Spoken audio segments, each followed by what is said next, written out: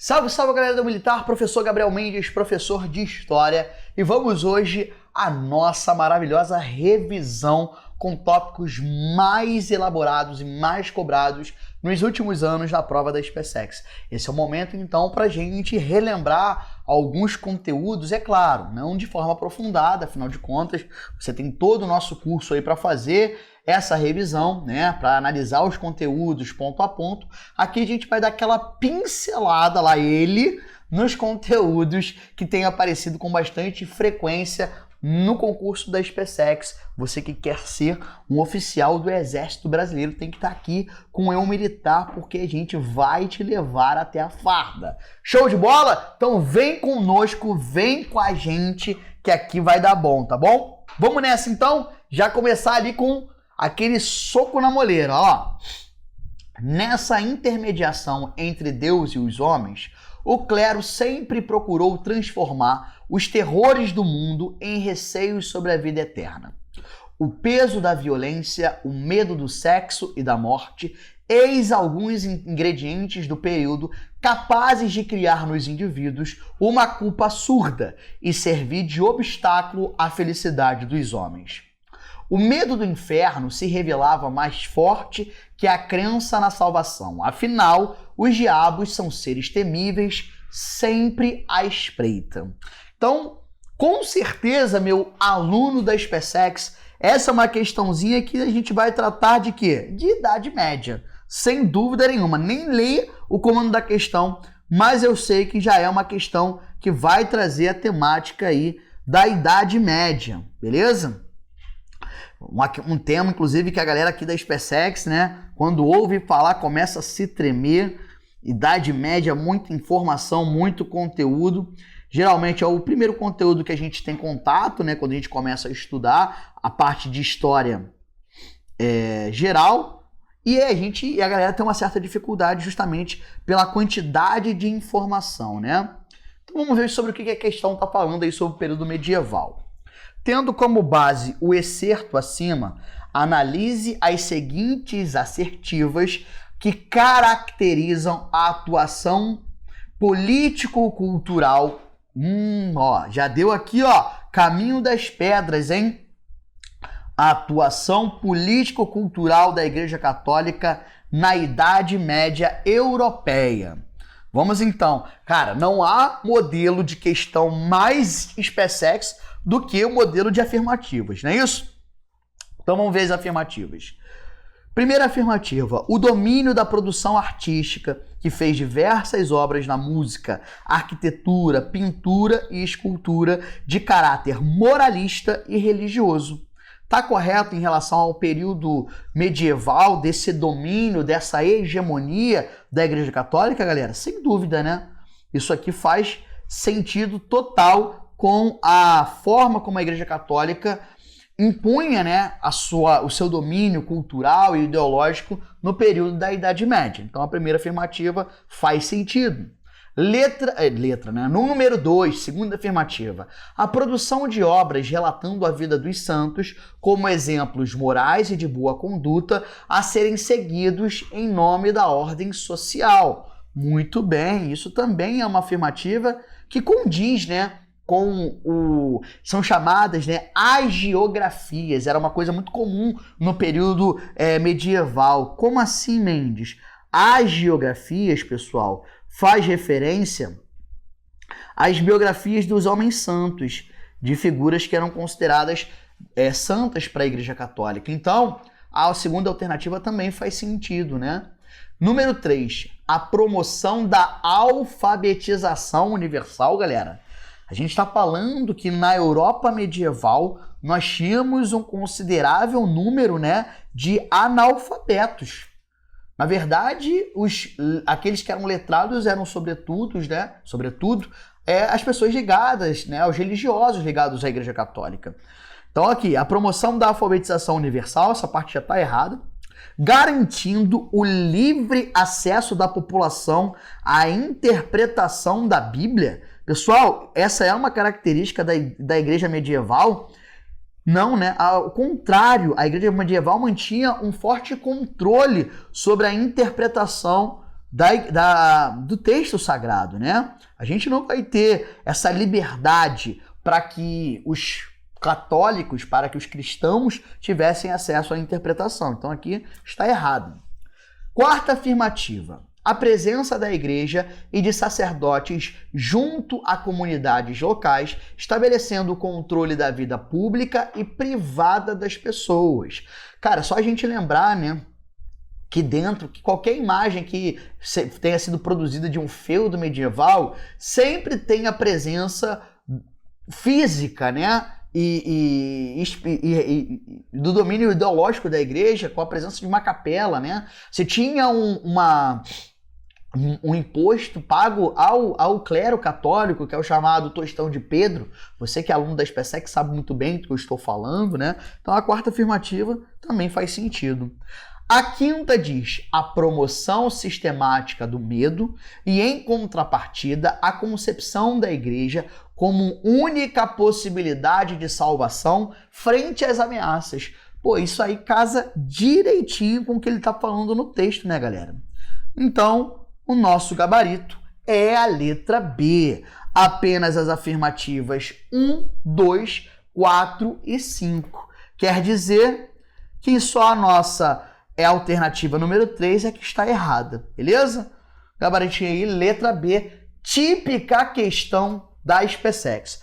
Vou até aproveitar que a gente está fazendo já essa primeira questão para te chamar a atenção por uma parada. Caraca, na última prova da SpaceX, né, caiu uma questão cujo gabarito era isso aqui, ó. Todas as afirmativas estão corretas. Geralmente o aluno lê essas duas alternativas finais, ele até ignora, ele acha difícil. Ou todas as alternativas estão incorretas. Então cuidado, pessoal. Você não vai só passar o olho e falar, nunca vai ser essa. Porque o ano passado, a própria SpaceX já mostrou que as coisas não são dessa forma, tá? Pode-se muito bem todas as afirmativas estarem corretas ou todas as afirmativas estarem incorretas. Então faça a leitura com atenção. Tranquilão? Primeiro tópico aí, Idade Média, já para sentir o clima dos bailes, tá? E aí a gente dá um salto para outro tópico que também cai bastante na SpaceX, claro, né? Um tema-chave da história geral, que é a chamada Revolução Francesa, a maior revolução burguesa da história. Mendes, preciso saber. Pô, claro, né? Você, aluno do militar, inclusive já sabe, a gente está fazendo a revisão. Vamos então à questão sobre a Revolução Francesa? Diz assim: a nova Assembleia, a Convenção, dividiu-se rapidamente em dois grupos rivais, embora entre eles muitos deputados do centro, chamado de planície, relutassem em tomar uma posição. Michel Volvet, A Revolução Francesa explicada à minha neta. No contexto da Revolução Francesa, sobre os dois grupos rivais da Convenção, pode-se afirmar que não existe tópico mais clássico sobre a Revolução Francesa sobre esse, né, pessoal? Aqui a gente está falando do período da chamada Convenção Nacional.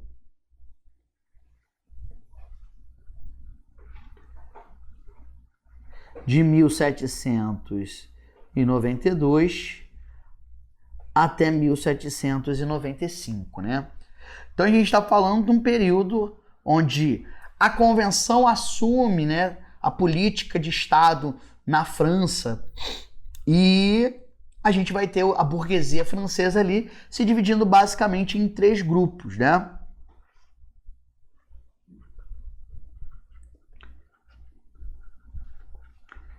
Quais seriam esses grupos? Um ele já cita no texto, que é a galera que ficava famosa em cima do muro, que é o chamado grupo da planície. Que ele mesmo fala aqui, ó, muitos deles do centro, chamado de planície, relutassem em tomar uma posição. De um lado nós temos o Partido da Gironda, os girondinos, que ficavam à direita da convenção.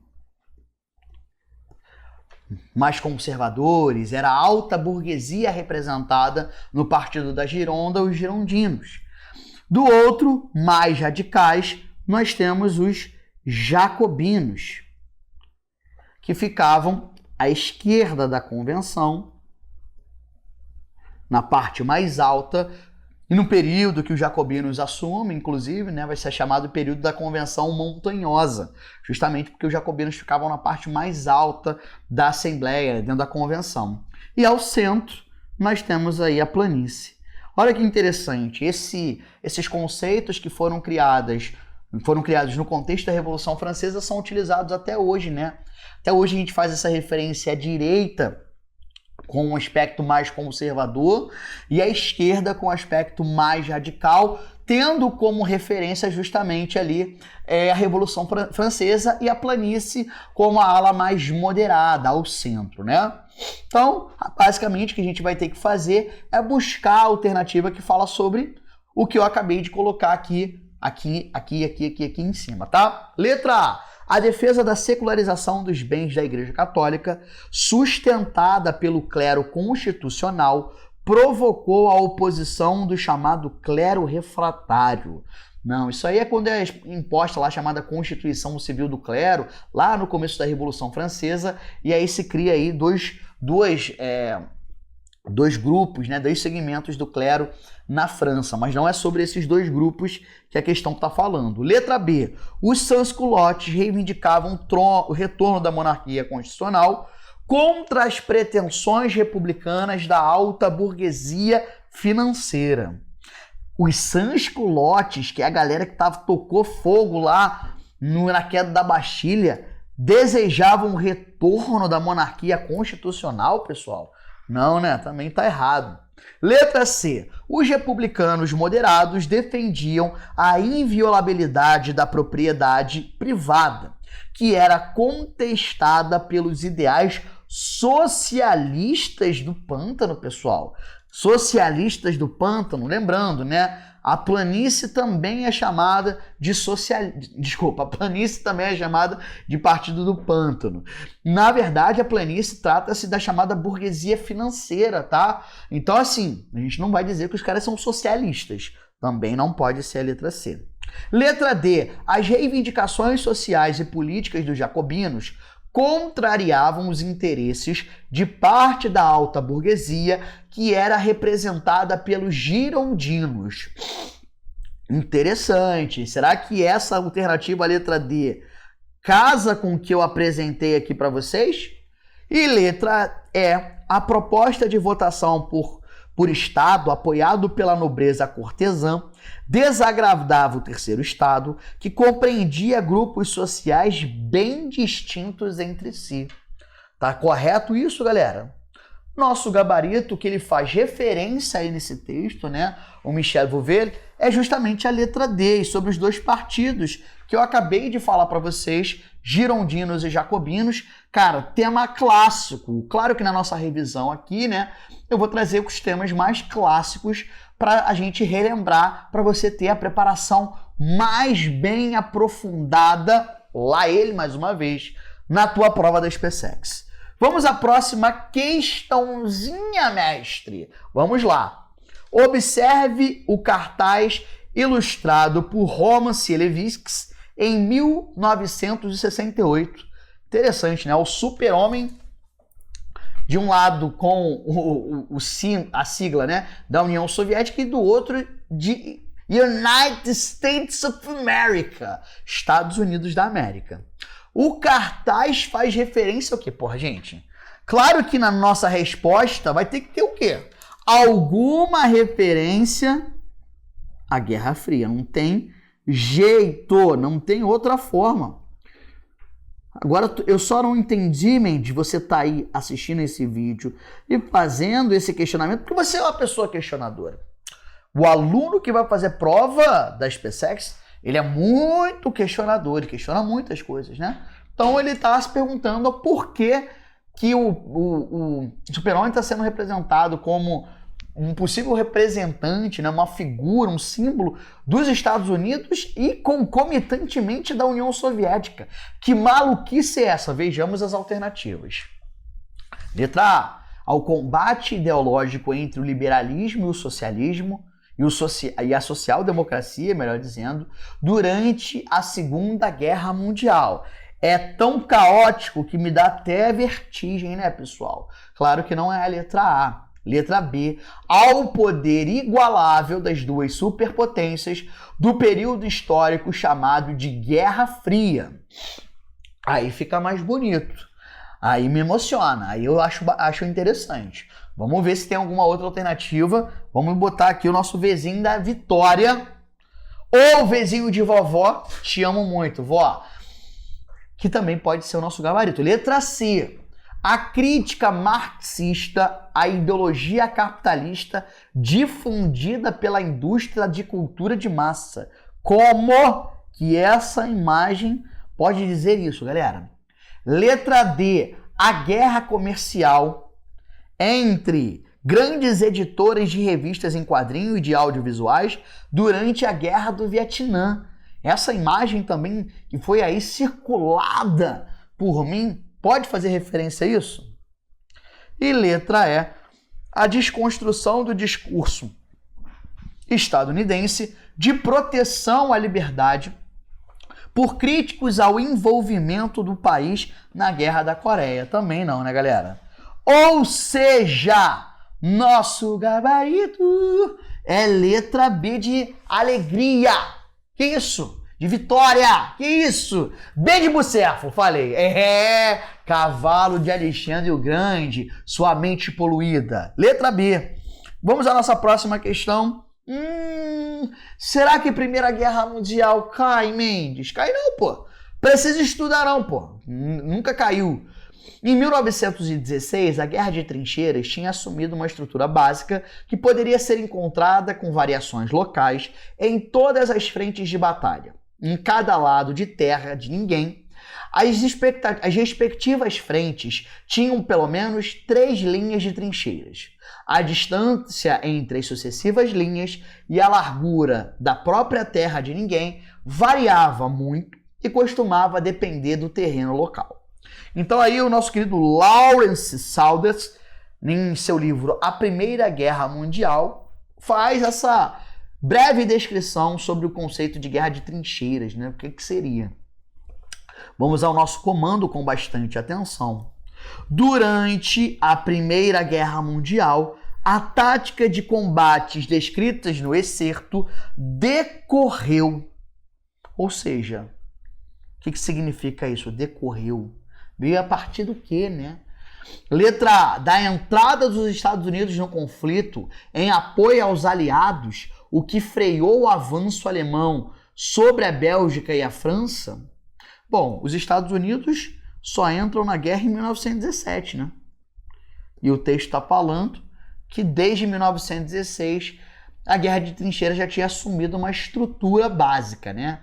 Para ser mais exato, como eu sei que você da SpaceX gosta de exatidão, é abril de 1917 que os Estados Unidos entram na guerra, beleza? Letra B. A política de alianças que levou boa parte da Europa ao conflito devido aos acordos de defesa mútua entre os países. Será que isso que explica aí a ideia da guerra de trincheiras, pessoal? A política de alianças, que ele fala aqui no texto, né? A política de alianças é um antecedente importante da Primeira Guerra Mundial, que explica lá a formação da Tríplice Entente e da Tríplice Aliança. Letra C. O equilíbrio de forças entre as grandes potências beligerantes que investiram na produção de armas no período conhecido como Paz Armada. Então, será que a Guerra de Trincheiras ela é explicada a partir desse equilíbrio de força que veio lá do período conhecido como Paz Armada? Letra D. Do projeto alemão de conquista de um espaço vital que garantisse o desenvolvimento da nação. Aí não é nem Primeira Guerra Mundial, né, pessoal? Isso aqui, ó, é Segunda GM, Segunda Guerra Mundial, 1939, é o que explica, né, o começo da Segunda Guerra Mundial. E letra E, da polarização entre França e a Grã-Bretanha, que disputavam territórios no norte da África. Claro que não, afinal de contas, França e Inglaterra estavam do mesmo lado, formaram a chamada Entente Cordiale. Beleza? A Entente Cordiale. Então não pode ser a letra E. Portanto, o nosso gabarito é a letra C. É isso que explica, né, pessoal?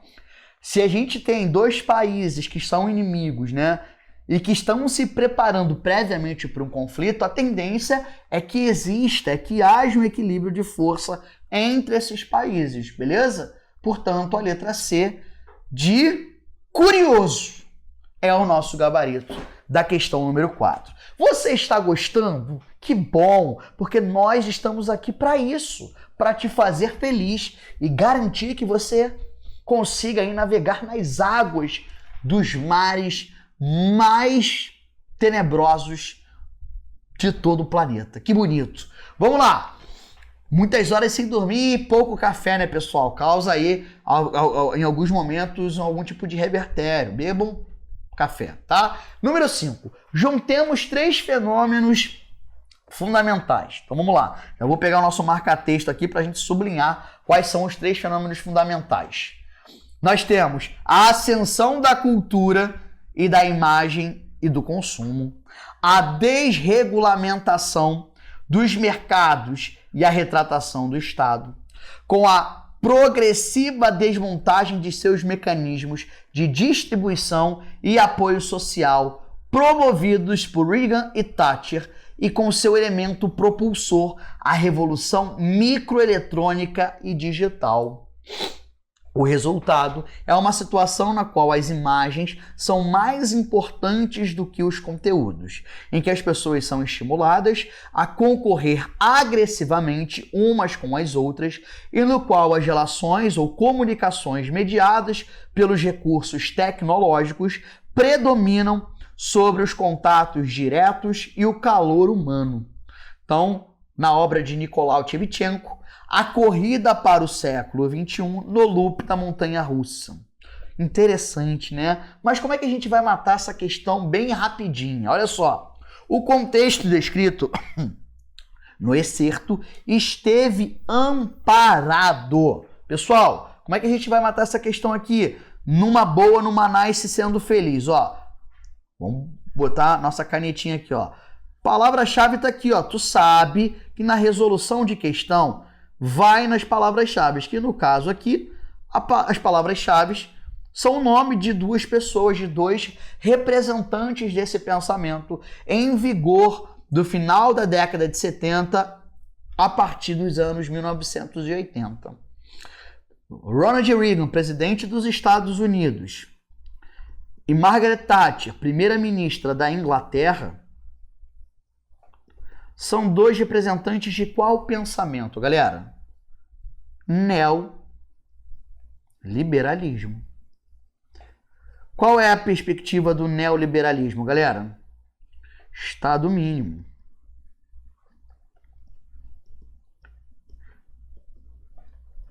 Privatizações. A palavra neo vem do latim e significa novo, né? Ou seja, pegar o que deu errado, deu certo, né, no liberalismo original, que se esfacelou com a crise de 29, e dar uma nova roupagem, né? Então o neoliberalismo fala sobre enxugar a máquina pública, corte de gasto público com privatizações, o Estado mínimo, são perspectivas de neoliberalismo, e ele fala ali a ascensão da cultura e da imagem e do consumo, a desregulamentação dos mercados e a retração do Estado, aí o Estado mínimo, com a progressiva desmontagem de seus mecanismos de distribuição e apoio social, ou seja, todas as características do neoliberalismo, né? Margaret Thatcher chegou a dizer que não existe sociedade, só indivíduo. Olha que coisa, né? Atuou, tentou lutar fortemente contra o sistema único de saúde que existe na Inglaterra, por exemplo. Então, o nosso gabarito aqui só pode ser também a famigerada letra C. Vamos só analisar as outras alternativas, é claro, né? Perestroika, obviamente que não pode ser, porque perestroika foi uma política adotada já no período de crise da União Soviética, numa tentativa, né, de promover uma certa liberalização da economia soviética já num período de crise profunda. Letra B, keynesianismo. O keynesianismo fala sobre a intervenção do Estado na economia, né? Keynesianismo é colocado em prática lá no New Deal, a partir da crise de 29 nos Estados Unidos. Maoísmo, uma característica da política adotada por Mao Tse-tung na China pós-revolução chinesa. E a social-democracia nunca vai falar sobre desmontagem de mecanismos de distribuição e apoio social. Inclusive, né, a ideia da social-democracia, de políticas sociais, também está associado, de certa maneira, ao keynesianismo, tá? Então, o nosso gabarito aí é a letra C. Próxima questão. Questãozinha também de outro tópico severamente cobrado aí na prova da SpaceX, tá? Para Lutero, tu já sabe então, e para Melancton, não é o Melocoton, né, aquele personagem travesso e fofinho de Eliana, é da Eliana, Melocoton, grande Melocoton, saudades do Melocoton. O templo deve ser desembaraçado de toda a vaidade humana. Então, para Calvino, seu mais belo ornamento é a palavra de Deus.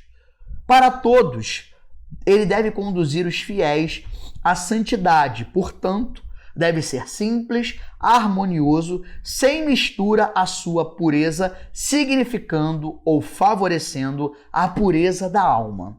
Então é um texto, né, que fala sobre a função da igreja, né, do templo, dentro do pensamento dos reformistas, né? Porque ele cita aqui Lutero, cita Calvino e fala qual deve ser a função do templo. Deve ser desembaraçado de toda a vaidade humana. Deve favorecer a pureza da alma. Olha que interessante, né? Claro que é uma crítica também ao aspecto suntuoso, grandioso das igrejas católicas do período, né? Até porque a gente já fala nesse período do começo da Reforma de igrejas, por exemplo, na Península Ibérica, como no caso de Valladolid, de igrejas que eram feitas de ouro maciço, né? Então, a gente percebe duas visões a respeito da função do templo, dentro da lógica católica e para a lógica protestante, que se constrói a partir desse momento, né? A oposição dos reformadores religiosos do século XVI ao cerimonial do culto católico, letra A, baseava-se na crença da eficácia do auto-martírio para a salvação. O que isso aqui, meus queridos, tem a ver com o texto? Para a gente conseguir fazer qualquer referência. Letra B. Visava denunciar os gastos excessivos da Igreja Romana com as obras de arte. Será que é isso? Letra C. Vamos lá, tendo lá o texto como referência.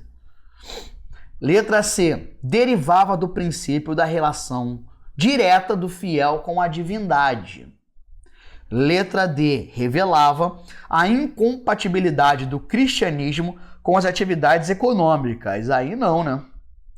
Calvino jamais defenderia isso, na verdade. O homem cristão, né, o fiel, ele deve sim ter uma vida, pode ter uma vida de riqueza, né? Até porque a riqueza é o sinal da graça, é o sinal de que você é um agraciado, de que você é um escolhido por Deus na lógica protestante. Por isso a burguesia se aproxima tanto dos princípios de João Calvino, né? A partir lá da sua obra Instituição da Religião Cristã, de 1536. Letra E. Resultava da ligação do cristianismo original com as massas camponesas. Será que é isso? Vamos voltar ao comando da questão para ver se você entendeu aí do outro lado qual é o objetivo desta questão. A oposição dos reformadores religiosos do século XVI ao cerimonial do culto católico está claramente descrito na letra C, né, pessoal? Derivava do princípio da relação direta do fiel com a divindade. oposição àquela feita pela Igreja Católica de que a Igreja era o mediador de Deus com os homens. Ah, Mendes, então por que não pode ser a letra B? Denunciava os gastos excessivos da Igreja Romana com obras de arte? Não é isso, né? Que é a ideia que a oposição que os reformadores estão fazendo ao cerimonial do culto, que é o que está falando no texto aí do historiador francês, beleza? Por isso que o nosso gabarito é a letra C. Você já deve estar aí assistindo esse vídeo, dando aquela coçada, se você tiver essa relva aqui, ó, e se questionando. E as questõezinhas de história? Que eu sou viciado. Tem uns alunos que tem um viciozinho dele. O viciozinho dele é a questão de história do Brasil. A gente vai chegar lá agora! Porque agora a gente chega nas partes de questão de história do Brasil. Com imagens em tudo. Percebeu que eu tive esse carinho, esse cuidado? Eu sei que você que está assistindo essa revisão, que é um estudante assíduo da SpaceX, já fez os últimos 38 anos de prova da SpaceX. Você já decorou as questões. Então o que eu faço, galera, com essas revisões? Eu busco questões que têm um modelo muito semelhante. Todas as questões que eu trouxe até agora são modelos semelhantes à prova da SpaceX. Só que eu trago temas que podem estar ali, ó, abordados de uma outra maneira. Olha essa questão.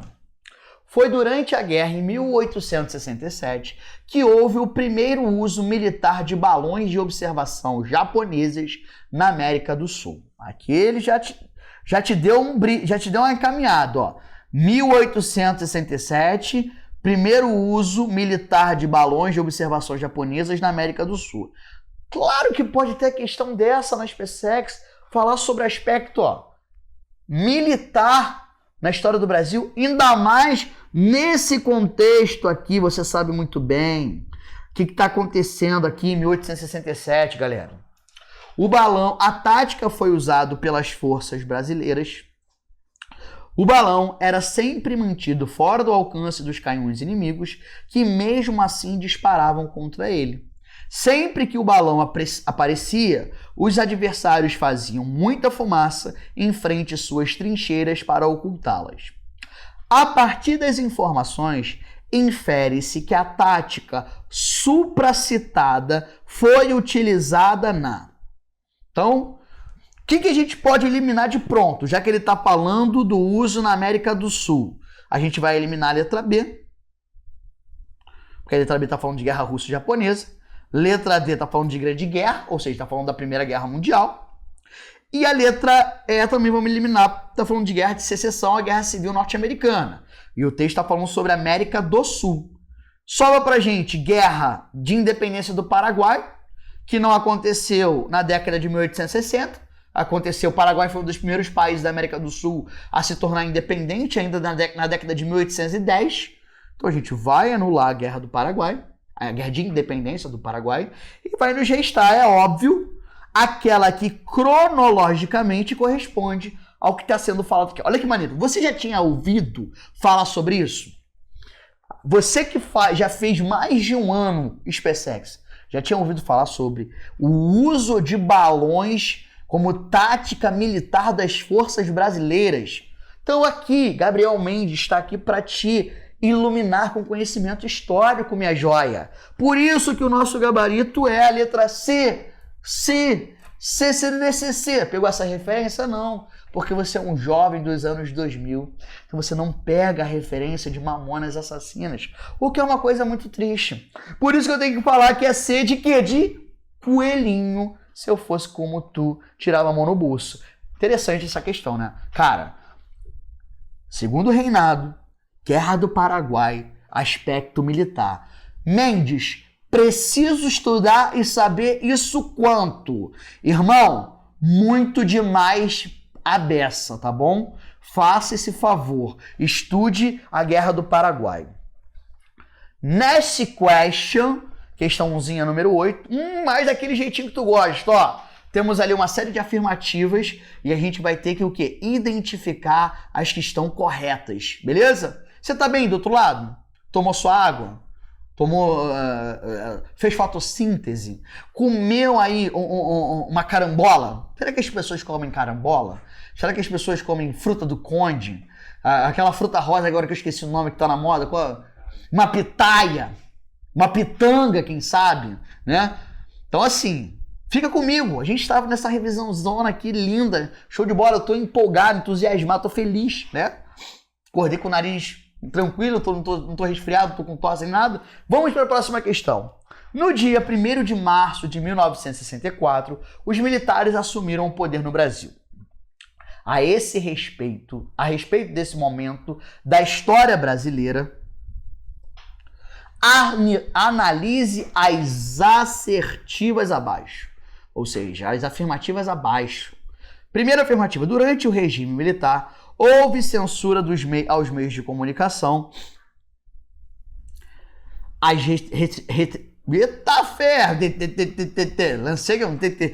restrições à liberdade de expressão, além do uso da força e da violência pelo Estado contra os opositores ao regime. Essa é uma assertiva o quê, meu aluno? Com certeza é uma assertiva verdadeira. Então, e aí um macetinho para SpaceX e para qualquer concurso, na real, né? Já vamos ali, ó. A gente já vai eliminar a letra B. O resto continua. Vamos ver se lendo a gente vai conseguindo eliminar outra coisa. Segunda afirmativa: o Congresso Nacional permaneceu em funcionamento durante todo o período da ditadura militar, assim como o Supremo Tribunal Federal. Tá certo ou tá errado isso?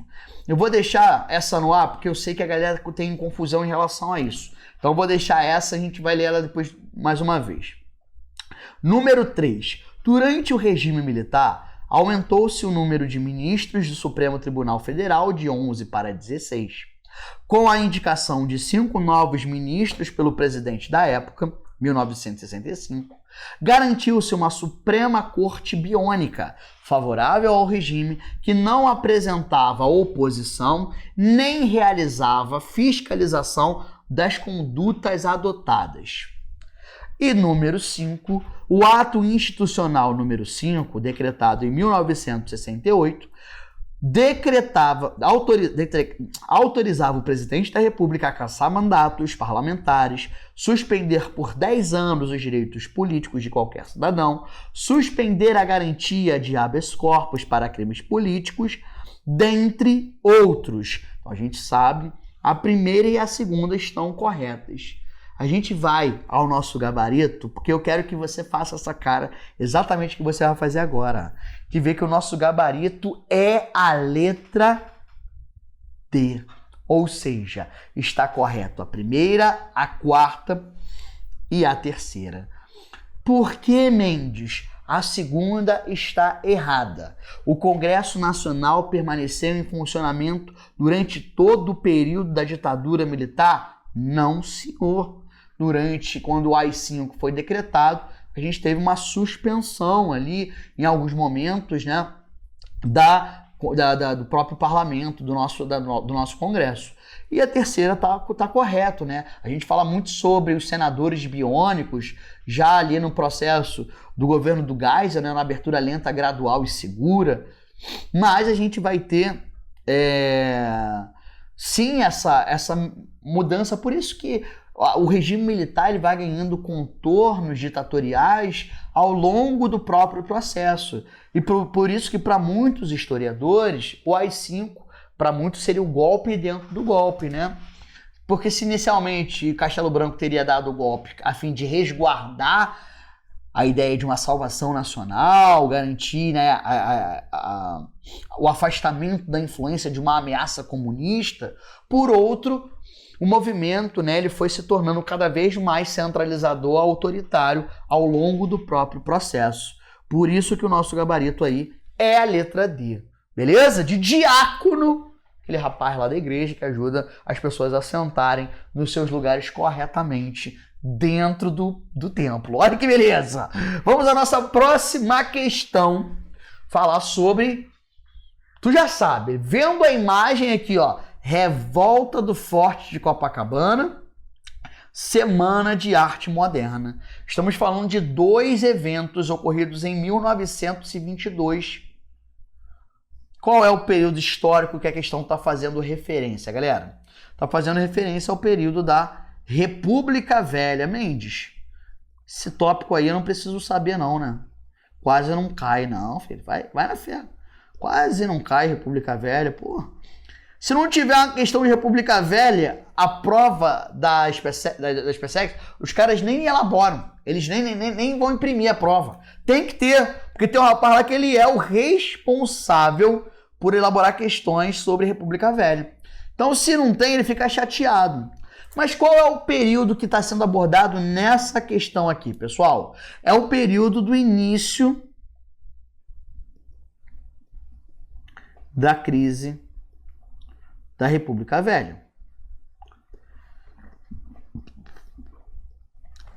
E dentro dessa crise, que vai culminar com a derrubada das oligarquias do poder em 1930, a gente vai ter um movimento tenentista, representado na primeira imagem, movimento que pregava moralização política, pregava ali a instituição do voto secreto, fim da corrupção, e também como símbolo de questionamento da ordem vigente, a gente vai ter um movimento chamado de movimento modernista, né? A partir de São Paulo ali e tal. Então vamos lá. Letra A. Os eventos retratados estão relacionados com o declínio do modelo econômico escravocrata e agroexportador. Agroexportador até vai lá, né? Mas escravocrata e mesmo assim declínio? Não, né? Errado demais. Letra B. A reivindicação de grupos políticos pela desburocratização da economia. Será que os eventos retratados estão relacionados a isso? A busca de uma desburocratização da economia brasileira? Letra C. As disputas pela hegemonia política entre as oligarquias açucareira e cafeeira. Pelo amor de Deus, faz isso comigo não, filho. Coisa absurda. Letra D. Os grupos que questionavam o modelo oligárquico buscando alternativas diferentes. Se eu estou falando de crise da República Velha, então a letra D nos cabe muito bem. A letra E diz a fase de grande especulação política com a implantação do regime militar. Pô, se você não... Aqui já está te ajudando. São Paulo, 1922. O outro está falando revolta do Forte Copacabana. Você fala sobre implantação do regime militar? Não pode, né? Portanto, o nosso gabarito, letra D, mais uma vez. Tranquilo? Coisa linda. Saímos já de história geral. Calma, meu aluno. Calma, minha aluna. Já chegamos aí na questão número 10, História do Brasil agora. Fica tranquilo. Vamos a uma questãozinha sobre o quê? Aquilo que você gosta tanto, meu aluno. Brasil Colônia. O aluno da SpaceX, ele tem a tara pelo Brasil Colônia. Então vamos lá. A restauração de Pernambuco, uma localidade com poucos problemas ao longo da história, né, pessoal? A gente pode dizer isso com muita assertividade, né? O Brasil Colônia e principalmente Pernambuco foram afetados por poucos conflitos e querelas, né? A restauração de Pernambuco à coroa portuguesa afetou a organização socioeconômica da capitania, que dará sinais de instabilidade em fins do século XVII e início do seguinte, retratado no conflito que ficou conhecido como Guerra dos Mascates. As principais motivações desse conflito foram, respectivamente... Então, qual é o tema que está sendo abordado nessa questão? São as chamadas revoltas nativistas.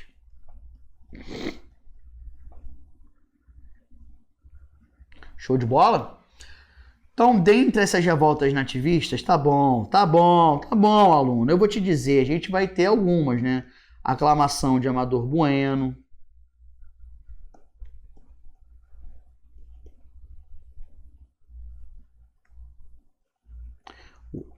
O homem que deveria ter sido aclamado vice-rei, mas que simplesmente recusou, né? O que mais que a gente vai ter? Nós teremos a chamada revolta de Beckman. Rapaziada, ó, lá no Maranhão, inclusive, até conhece alguns, né? Como a revolta de Bequião. É a revolta de Beckman. no Maranhão, em 1684. Beleza? Além disso, nós temos a Guerra dos Emboabas,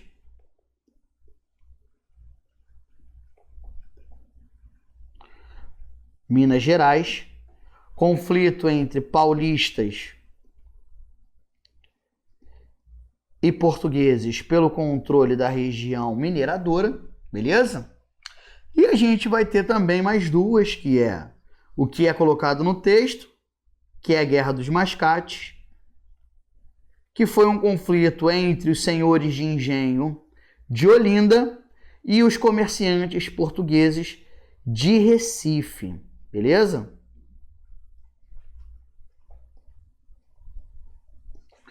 Essa é a Guerra dos Mascates. Olinda em decadência, os senhores de engenho endividados, comerciantes de Recife, ricos, a burguesia portuguesa do Recife, se enriquecendo e buscando autonomia administrativa, a criação de uma Câmara municipal própria, e aí, a partir daí a gente vai ter um enfrentamento entre esses dois grupos pela hegemonia da própria região, né? E a última das revoltas nativistas, também lá em Minas, em 1720, por conta da criação das casas de fundição, a revolta de Filipe dos Santos, também chamada de Revolta de Vila Rica, tá? Porque aconteceu onde? Que isso! Então vamos então às nossas alternativas. Letra A. O sentimento anti-lusitano e a disputa política pelo território da Paraíba. Não é isso que explica as motivações da Guerra dos Mascates. Letra B. A União Ibérica e o sentimento antirrepublicano na capitania de Olinda. Também não é isso que explica o início da Guerra dos Mascates. Letra C. O declínio do comércio de Recife e a escassez da mão de obra escrava. Não, também não é isso. Letra D. Crise econômica de Olinda e o crescimento socioeconômico de Recife. Justamente, né? E letra E. A dominação holandesa e a unificação da capitania sob o governo de Nassau. Aí não tem nada a ver nem com esse contexto, né? Teremos que voltar lá para meados do século XVII, quando a gente teve a invasão holandesa ao Brasil.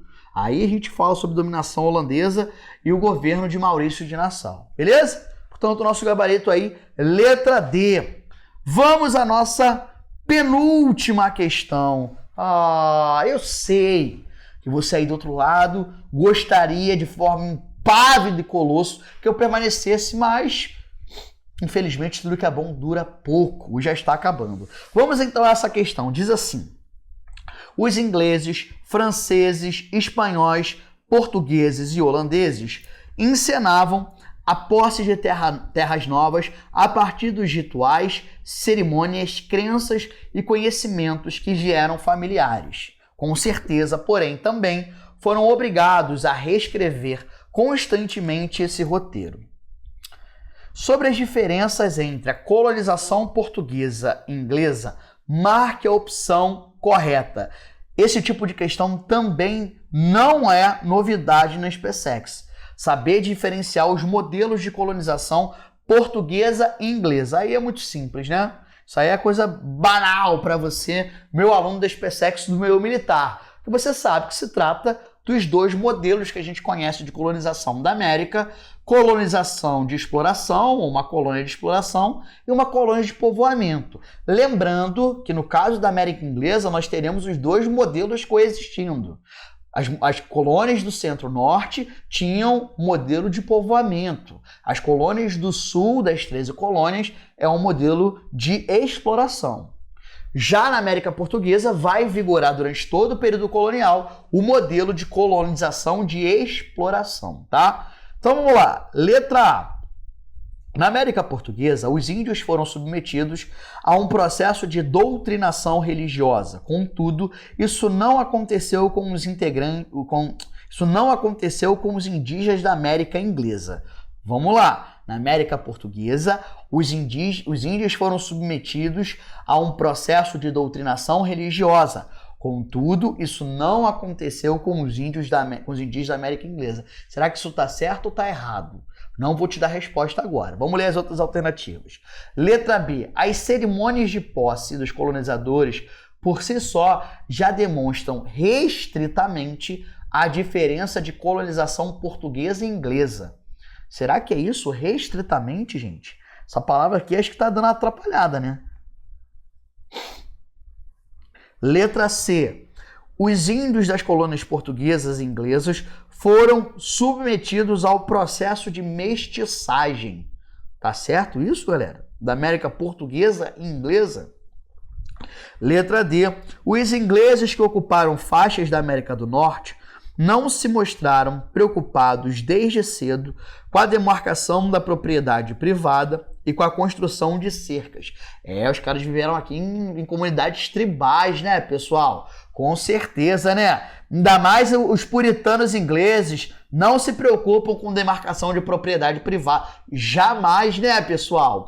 E letra E. Os índios portugueses resistiram com os indígenas da América Inglesa às doenças trazidas pelos brancos. A rapaziada tinha um outro tipo de anticorpo lá, né? E por isso conseguiram resistir. Não, também tá errado, né? O nosso gabarito, coisa tranquila, coisa simples, é a letra A. Que isso? Não acredito, você está mentindo, galera. No caso da colonização da América Portuguesa, o processo de doutrinação esteve diretamente ligado à própria ocupação do território. Já os ingleses não detiveram tanto essa preocupação na questão da doutrinação da população nativa, tá? E isso também está associado ao modelo de colonização, povoamento / colonização de exploração. Lá nós temos protestantes, aqui nós temos católicos, beleza? Então isso também reforça a diferença nessa condução da política indigenista. Tá certo? Tá certo. Então vamos à nossa última questãozinha. Tá faltando a sonoplastia, né, né? Então vamos lá. Questão número 12.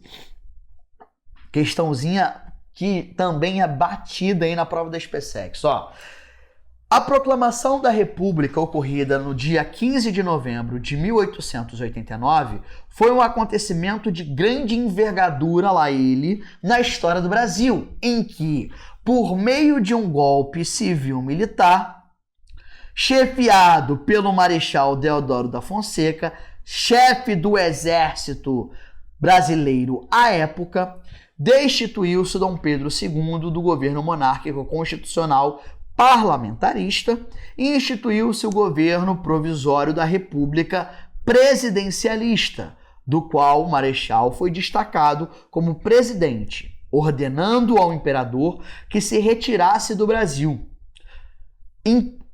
Importante analisar não só o evento que pôs fim ao regime político monárquico, mas, sobretudo, o contexto político e econômico de administração do sistema colonial que deu origem ao golpe e aos seus desdobramentos. Qual é, então, o comando da questão? No texto de introdução ali, ele faz uma análise, né, do processo que vai culminar no início da República. Mas vamos lá. Sobre o que a questão está falando? A questão está falando, pessoal, sobre a crise do Segundo Reinado.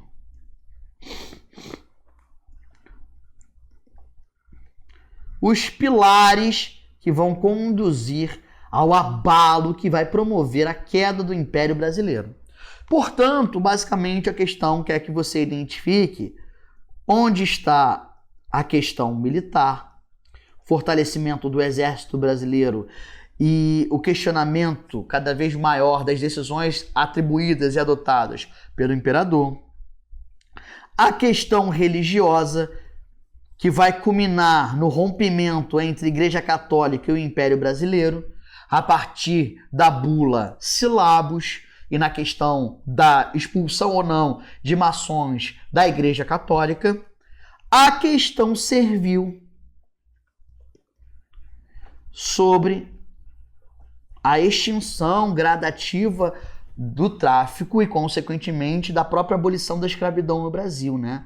São as chamadas questões, os pilares que vão conduzir ao fim do Império Brasileiro. Vamos ver em qual dessas alternativas está presente, né, o que está abordado no que eu enunciei aqui para vocês. Letra A. Incidentes que levaram a um choque entre Igreja Católica, Exército e monarquia brasileira. A letra A abarca o que eu coloquei aqui. Letra B.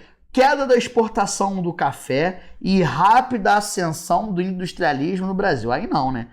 Aí é de cair no chão, né, pessoal? Letra C. Promulgação de uma nova Constituição que tirou o poder moderador de Dom Pedro II.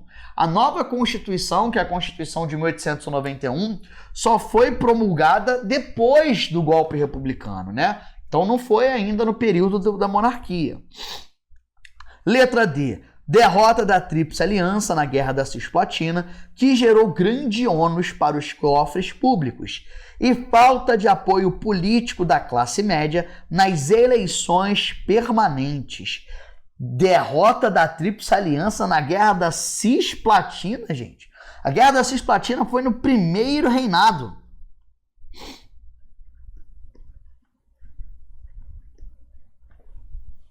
Então, como é que isso aqui vai explicar a transição da monarquia para a república? E letra E. Defesa ideológica do escravismo por parte da família real, além da decadência do movimento positivista no Brasil? Claro que não, né? O movimento positivista nesse momento estava em franca ascensão. Então também não pode ser a letra E. É claro, gente, a letra A está justamente falando de aspectos que eu elenquei aqui para vocês, que se enquadram dentro da lógica chamada crise do segundo reinado, que é justamente o tópico falado na questão, no texto de introdução aqui dessa nossa questão, beleza? Show de bola? É isso então, pessoal. Com isso, encerramos essa revisão de história para a SpaceX. Espero que tenha sido suficientemente produtivo para vocês, eu tenha conseguido elucidar alguma dúvida que você tenha, e caso você tenha ficado com alguma dúvida em algum tópico que a gente trabalhou aqui, volta aí para assistir ou para estudar esses tópicos que ficaram ainda meio ali sem muito entendimento para vocês, beleza? Um forte abraço, bons estudos, boa prova e a gente se vê adiante. Até mais!